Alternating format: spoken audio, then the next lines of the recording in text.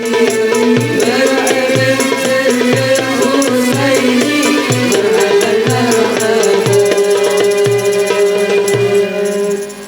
على النبي محمد.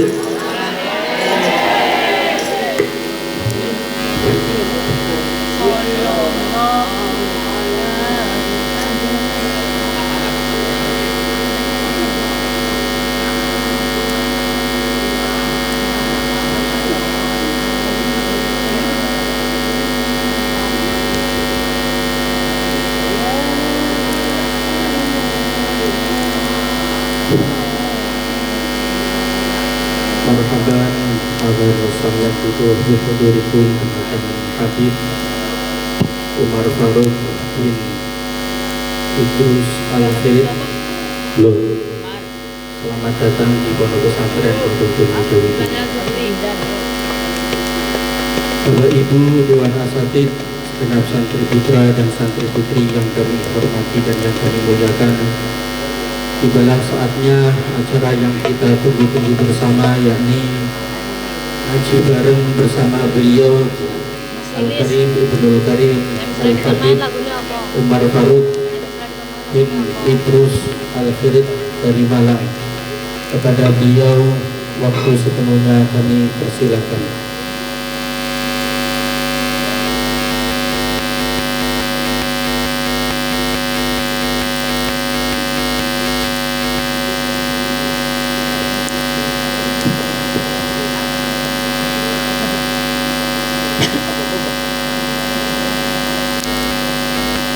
Assalamualaikum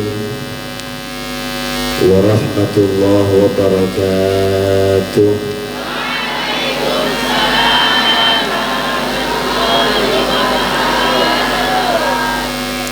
Bismillah walhamdulillah wassalatu wassalam ala rasulillah Muhammad bin Abdillah wa ala alihi wa sahbihi wa man wala wa la hawla wa la quwwata illa billah. Subhanaka la ilma lana illa ma 'allamtana innaka antal alimul hakim. Rabbi shrah li sadri wa yassir li amri wahlul 'uqdatam min lisani yafqahu qawli, amin ya rabbal. Yang mulia, yang terhormat, segenap para dewan-dewan guru, para asatidz maupun ustazah, segenap pengajar di dalam pondok pesantren Raudhatul Mujawwidin, wa nakhusu bidzikri, khususnya kepada orang tua kita, pengasuh kita, Ustazah Bunyai Ulul Azmi Dewi Hafsah, sebagaimana beliau adalah pengasuh pondok pesantren yang penuh berkah ini, dan para ustadz-ustadzah yang tidak bisa saya sebutkan satu persatu nama beliau, tidak mengurangi rasa hormat mahabbah kami kepada mereka. Kita doakan mudah-mudahan seluruh dewan guru yang ada di pondok pesantren ini mudah-mudahan senantiasa diberi panjang umur, sehat walafiat, sehingga bisa terus membimbing kita, mendidik kita untuk selalu dekat dengan Allah dan menjadi kita sebagai kebanggaan Nabi Muhammad sallallahu alaihi wasallam. Amin ya rabbal. Hadirin hadirat santri santriwati yang dirahmati oleh Allah, alhamdulillah kita panjatkan puji syukur kehadirat Allah subhanahu wa ta'ala atas segala limpahan anugerah, hidayah, inayah, taufik, rahmat dan nikmat dari Allah. Ni'matul Islam, ni'mat nikmatul iman, dan tak lupa nikmat yang besar kita semua dijadikan oleh Allah sebagai umat Nabi Muhammad sallallahu alaihi wasallam. Mudah-mudahan yang hadir para santri-santriwati insyaallah ilmunya barokah, ilmunya manfaat, dan insyaallah nantinya akan menjadi santri yang akan dibanggakan oleh Nabi Muhammad sallallahu alaihi wasallam. Amin ya rabbal hadirin hadirat rahimakumullah. Al-Habib Ali bin Muhammad Al-Habsyi beliau mengatakan, wa mimma yasurrul qalba minni luzumukum tariqata abai wa ahli wa ajdadi. Pengarang Maulid Sittut Duror beliau mengatakan bahwasanya perkara-perkara yang bisa membuat bahagia hati guru-guru dan orang tua kita, yaitu tetap adanya kita di jalan mereka, para guru, para asrafun sholihun. Wa hiya a'malun khalat an syawaibin. Jalan para guru, para pendahulu kita, mereka punya amalan yang bersih dari segala penyakit atau kotoran hati. Apa saja jalan mereka? Wa ilmun wa akhlaqun wa kathratu awradi. Jalan mereka ada tiga. Yang pertama ilmun, jalan mereka adalah belajar ilmu agama. Kita alhamdulillah di tempat yang mulia ini kita ditakdirkan oleh Allah untuk menjadi pewaris Nabi Muhammad. Innal anbiya'a lam yuwarrithu dinaran wala dirhaman. Sesungguhnya para nabi dan para rasul, mereka tidak mewariskan kepada umatnya berupa uang rupiah maupun dolar. Warisan para nabi bukan berupa mobil atau rumah mewah, juga bukan. Wa innama warrathul ilma, hanya saja warisan para nabi dan para rasul yang bisa mengangkat derajat kita mulia di sisi Allah tiada lain ilmu agama, yang alhamdulillah kita sama mendapatkan ilmu tersebut di tempat yang mulia ini, alhamdulillah. Kata Nabi Muhammad, faman akhadahu faqad akhadha bihadzi wafir. Siapapun yang semangat, siapapun yang menggunakan semua waktunya untuk ilmu agama, berarti merekalah yang paling banyak mendapatkan warisan Nabi Muhammad sallallahu alaihi wasallam. Makanya kalian santri santriwati harus bangga menjadi santri pewaris Nabi. Inna dunya yu'tiha Allah man yuhib wa man la yuhib. Kata Nabi, sesungguhnya dunia sudah dibagi oleh Allah semua kepada para hamba-hambanya. Yang dicintai oleh Allah, Allah beri dunia. Yang ahli ibadah, Allah beri dunia. Yang ahli maksiat, Allah beri dunia. Yang beriman, Allah beri dunia. Bahkan yang tidak beriman pun Allah beri dunia. Tapi kata Nabi, walakin la yu'til ilma illa man yuhibbuhu minal abrar. Berbeda dengan ilmu agama. Allah tidak memberikan ilmu agama kecuali kepada hamba yang diinginkan oleh Allah. Hamba itu baik dan hamba itu adalah hamba pilihan dan khususiyah Allah Subhanahu wa ta'ala. Berarti kalian di sini adalah pilihan di antara hamba-hambanya Allah. Makanya nggak pantas kalau anak pondok ketika di pondok sibuk mikir dunia, nggak pantas. Kadang masya Allah anak pondok sudah lama mondok mulai, kalau nanti lulus mau kerja apa, ini suatu yang memalukan untuk santri. Dunia Allah sudah beri kepada semua hambanya, yang maksiat pun dapat dunia, yang nggak beriman dapat dunia. Tapi kalau ilmu agama tidak semuanya Allah berikan kepada hambanya, kecuali hamba itu dipilih dan itu hamba terbaik Allah. Makanya kita bersyukur bisa berkumpul di tempat ini bukan karena paksaan orang tua. Kita bisa berkumpul di sini bukan karena kemauan orang tua, juga bukan. Kita bisa berkumpul di tempat ini, belajar ilmu di sini karena satu, Allah yang mau, Nabi Muhammad yang mau. Insya Allah ilmu kita barokah, manfaat di dunia wal akhirah. Kita kurang mulia apa hadirin? Ilmu sudah kita dapatkan. Yang kedua, kita punya guru pengajar di tempat ini yang akidahnya Ahlus Sunnah wal Jamaah. Abdullah bin Mubarak beliau mengatakan al-isnadu minad-din. Kita belajar ilmu ini, kita belajar ilmu butuh sanad.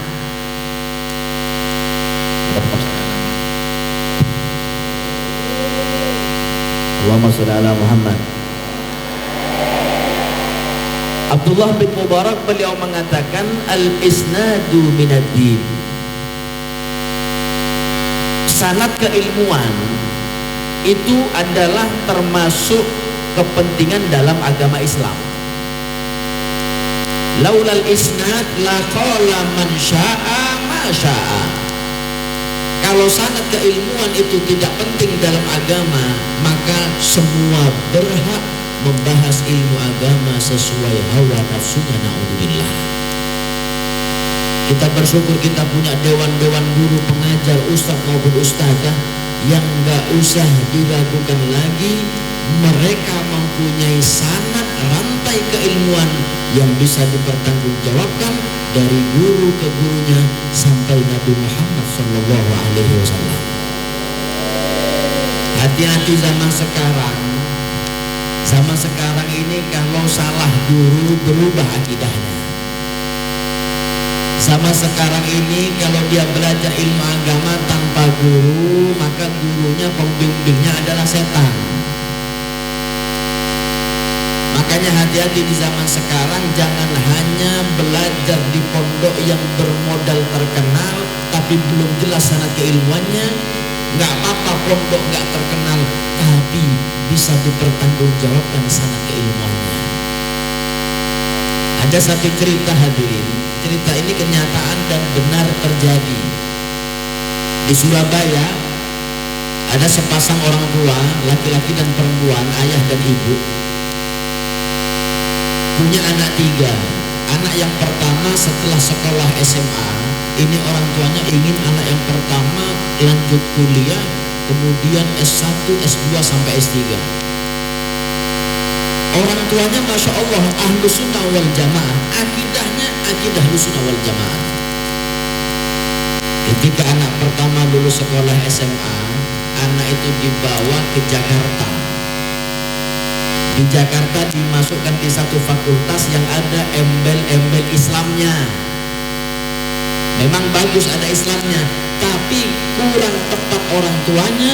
Memang anaknya dimasukkan di fakultas Islam, tapi tidak perhatian anaknya belajar Islam kepada siapa gurunya. Sudah, anaknya belajar di sana. Ketika selesai S1, subhanallah, ini anak dapat telepon dari ibunya yang ada di Surabaya. Kata ibunya, nak, sekarang kau pulang ke Surabaya, ayahmu meninggal dunia. Anak yang kuliah itu di Jakarta langsung kemas-kemas baju, pergi ke bandara, terbang ke Surabaya karena mendengar ayahnya meninggal dunia. Mungkin yang di Surabaya nunggu anak yang dari Jakarta belum datang juga. Akhirnya almarhum ayah sudah dibawa ke kuburan, bahkan sudah dikubur. Anak sampai Surabaya ngelihat ayah sudah ke kuburan, nyusul. Ini anak ke kuburan, ternyata ayahnya sudah dikubur, tapi para pentakziah selesai baca doa Yasin dan tahlil untuk orang tuanya. Kalau ada di Jawa itu biasa setelah proses pemakaman biasanya ada Pak Mudin. Insya Allah bahasanya sama di sini. Hah? Sama, Pak Mudin itu perwakilan dari kiai sepuh.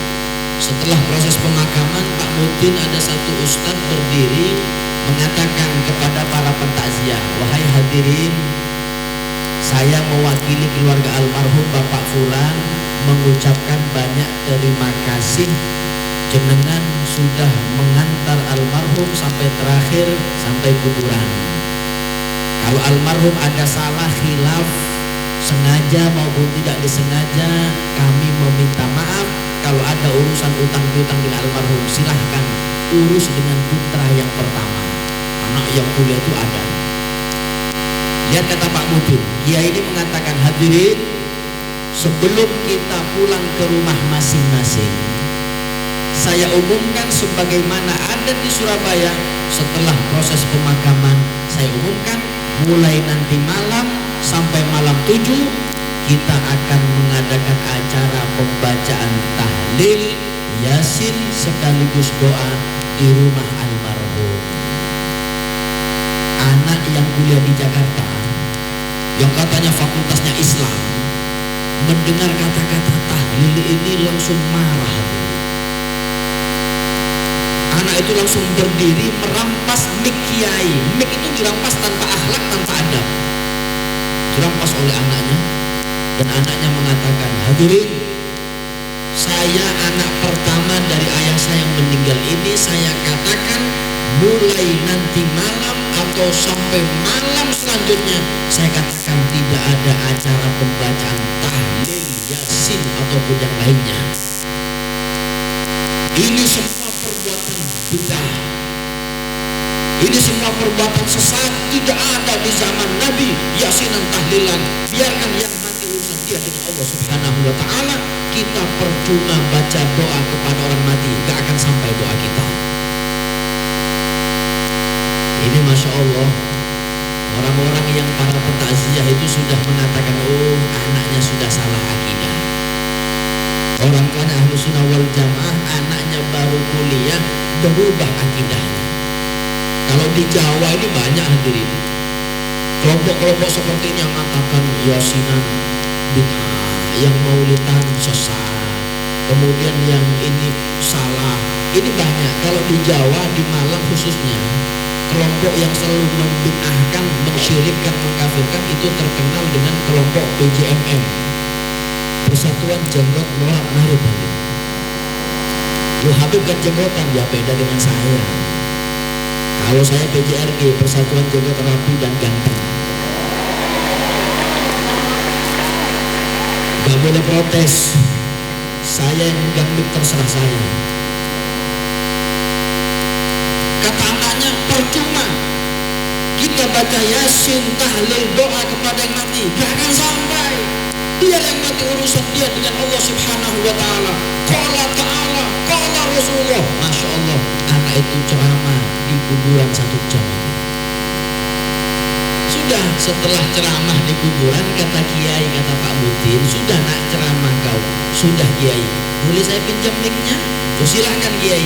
Kata kiai, hadirin, sudah kita mendengar dari anak pertama almarhum bahwasanya nanti malam gagal ada tahlil. Gak apa-apa, karena tahlil memang sesuatu yang tidak wajib. Alasan anak itu bahwasanya apa yang kita baca Yasin, doa, tahlil kepada yang mati gak akan sampai. Gak apa-apa, saya umumkan lagi, nanti malam gak ada tahlil. Lihat kata kiai, pinter kiai ini hadirin. Kata kiai, sebelum kita pulang ke rumah masing-masing, saya minta satu permintaan. Saya ingin memimpin doa untuk orang tuanya yang mati ini.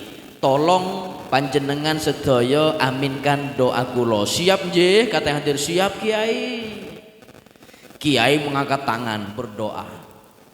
Kata kiai, Allahumma adzibhu adzaban syadida. Ya Allah, saya minta doa kepadamu ya Allah, tolong jenazah yang ada di dalam kuburan ini kau beri azab dengan azab yang sangat pedih ya Allah. Kata yang hadir.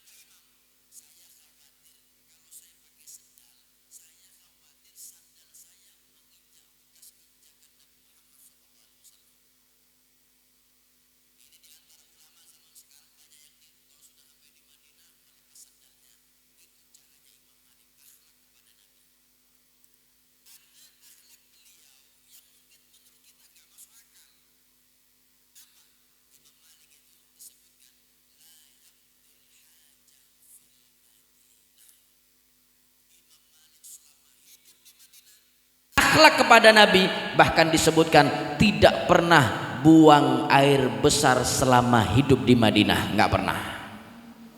Kalau Imam Malik mau buang air besar, keluar Madinah, selesai balik lagi masuk ke Madinah. Kalau seumpama Imam Malik orang mana ini, Rembo, Rembo Bujang, kalau mau buang air besar ke Jambi dulu hadirin. Sudah itu balik lagi ke sini. Ditanya, kenapa Imam kau harus seperti itu? Kata Imam Malik, saya khawatir kalau saya buang air besar di Madinah, di perut bumi Madinah ada jasad mulia Nabi Muhammad SAW. Akhlak Imam Malik. Imam Syafi'i belajar kepada Imam Malik.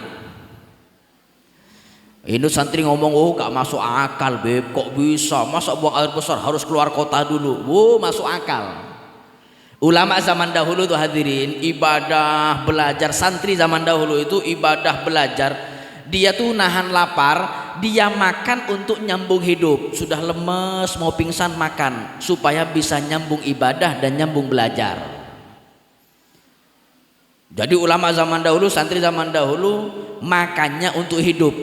Kalau santri sekarang hidupnya untuk makan. Santri zaman dahulu makan sedikit, kalau kita sedikit-sedikit makan. Sehari 9 kali masuk toilet kadang hadirin.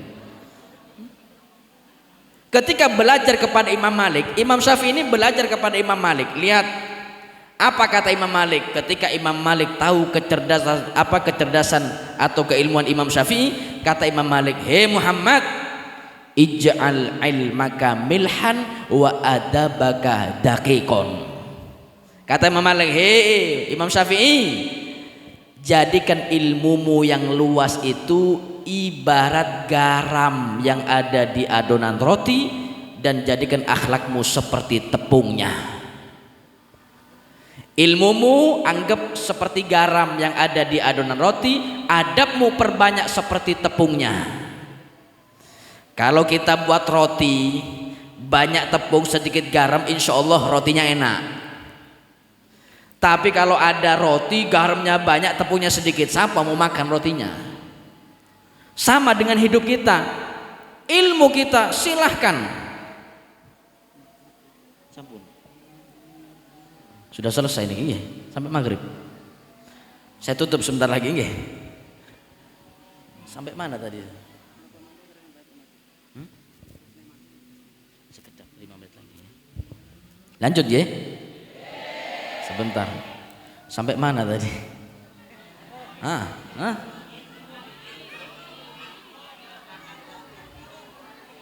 Oh iya. Kalau kita hidup di dunia ini, akhlak kita lebih banyak daripada ilmu, bagus. Tapi nggak ada artinya kalau sudah ilmunya melaut tapi akhlaknya hanya setetes, nggak ada manfaatnya. Saya tutup dengan satu cerita. Di dalam kitab Tuhfatul Ashraf, cerita daripada Syekh Abdul Qadir Al-Jailani. Kita tahu Syekh Abdul Qadir Al-Jailani adalah Sultanul Aulia, rajanya wali. Di zaman Syekh Abdul Qadir Al-Jailani, beliau mengatakan semua makom kewalian di zamanku ada di bawah telapak kakiku. Ditelusuri oleh ulama, kenapa Syekh Abdul Qadir Al-Jailani mendapatkan makom yang sangat tinggi? Ini kenapa? Sebabnya itu ada apa? Ternyata ketika Syekh Abdul Qadir Al-Jailani ini mondok, beliau itu berteman dengan 2 orang temannya paling pintar, paling cerdas satu pondok. Namanya satu Ibnu Saqo, yang satunya Ibnu Abi Usrun. Imam Syafi'i kalau sudah murojaah dengan 2 orang ini, ngulang hafalan dengan mereka ini. Mereka ini paling pintar sudah. Ibnu Saqo, Ibnu Abi Usrun paling pintar sepondok. Lah kok subhanallah, ada satu orang guru baru yang mengajar di pondok itu. Imam Syafi'i ngajak temannya, ngajak Ibnu Saqo. Kata Syekh Abdul Qadir Al-Jailani ngajak temannya Ibnu Saqo, wahai Ibnu Saqo, kita kedatangan guru yang tadi mengajar kita hanya sekali, guru baru. Ayo kita silaturahmi yuk. Kata Ibnu Saqo, mulai orang pintar nih mulai sombongnya keluar hadirin. Kata Ibnu Saqo, saya kok gak yakin ya guru itu pintar. Saya kok gak yakin ya dia itu orang alim. Lah terus mau apa? Ya sudah, kita silaturahmi kepada guru itu yang baru. Cuman saya gak mau niat silaturahmi, niat saya mau buat soal fikih, pertanyaan saya mau ngetes. Kalau bisa jawab orang pintar, kalau gak bisa maaf lebih pintar saya. Syekh Abdul Qadir Al-Jailani ngajak temannya satunya Ibnu Abi Usrun. Ibnu Abi Usrun, kita silaturahmi. Ada guru baru tadi ngajar kita, baru sekali kita silaturahmi. Kata Ibnu Abi Usrun, sama. Saya kok gak yakin ya orang ini orang pintar, orang ini orang soleh, saya gak yakin. Saya nyiapkan satu soal tentang bab faraid. Kalau bisa jawab, baru saya akui, saya mau cium tangannya dia orang soleh. Kalau tidak, enggak. Lihat, 2 santri sudah prasangka buruk kepada gurunya, enggak akhlak nih hadirin. 2 santri niatnya ngetes.